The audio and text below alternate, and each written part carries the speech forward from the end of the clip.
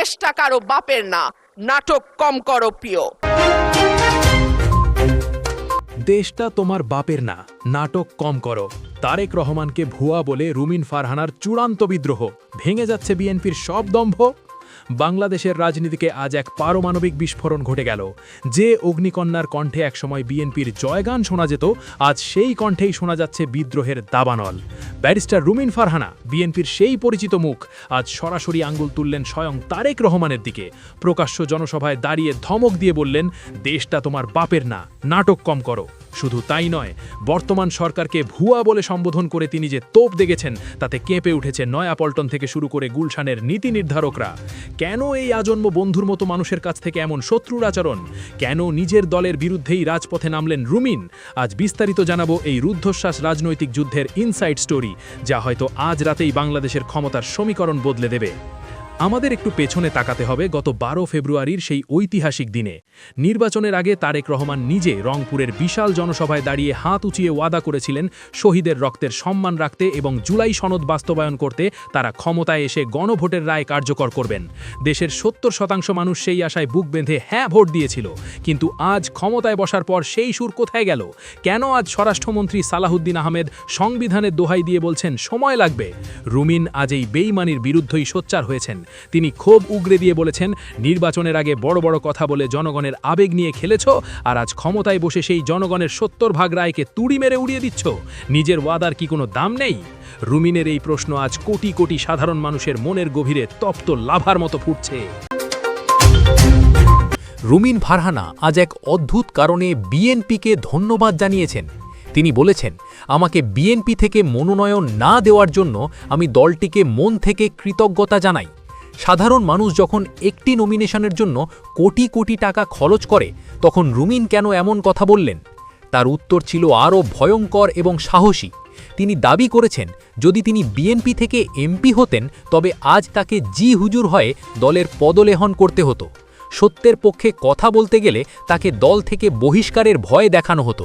তিনি স্পষ্ট করেছেন, আমি অন্যায়ের সহযোগী হয়ে সংসদে বসে থাকার চেয়ে রাজপথে দাঁড়িয়ে সত্য বলাকে শ্রেয় মনে করি। রুমিন আজ প্রমাণ করে দিয়েছেন, ন্যায়ের চেয়ে বড় কোনো দল হতে পারে না। তার এই একটি কথা বিএনপির ভেতরের এক নায়কতন্ত্রের নগ্ন দেওয়ালগুলো চুরমার করে দিয়েছে। রুমিন এখানেই থামেননি, তিনি বর্তমান নেতৃত্বের দিকে সরাসরি চ্যালেঞ্জ ছুড়ে দিয়েছেন।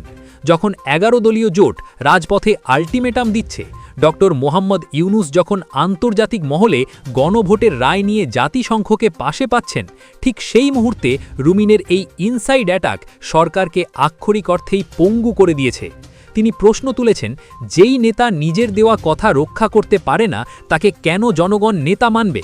রুমিনের ভাষ্যমতে, তারেক রহমান আজ জনগণের ম্যান্ডেটের সাথে বেইমানি করে নিজেকে একজন ভুয়া নেতা হিসেবে প্রমাণ করেছেন।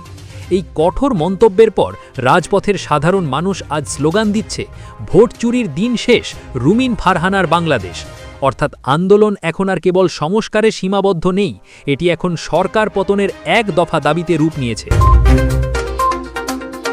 পরিস্থিতি এখন এমন এক জায়গায় দাঁড়িয়েছে যে একদিকে জনগণের ক্ষোভ, অন্যদিকে 11 দলীয় জোটের 24 এপ্রিলের মহাসমাবেশের ডাক, তার ওপর রুমিন ফারহানার মতো তুখোড় বক্তার এই প্রকাশ্য বিদ্রোহ।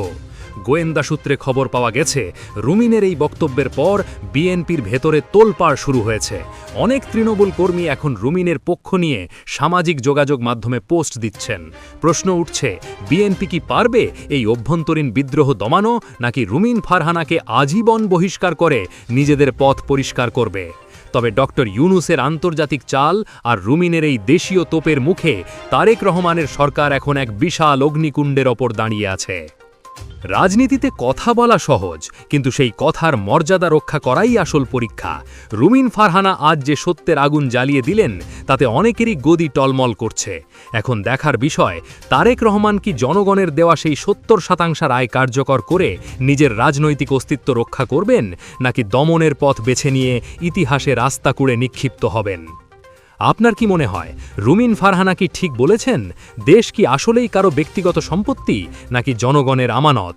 কমেন্ট বক্সে আপনার মহামূল্যবান মতামত আমাদের জানান। ভিডিওটি যদি আপনার কাছে সত্য মনে হয় তবে লাইক দিন এবং সত্যের এই বার্তা ছড়িয়ে দিতে শেয়ার করুন। পরবর্তী গুরুত্বপূর্ণ আপডেট পেতে আমাদের চ্যানেলটি এখনই সাবস্ক্রাইব করে বেল আইকনটি প্রেস করে রাখুন। আমাদের সাথে থাকার জন্য আন্তরিক ধন্যবাদ।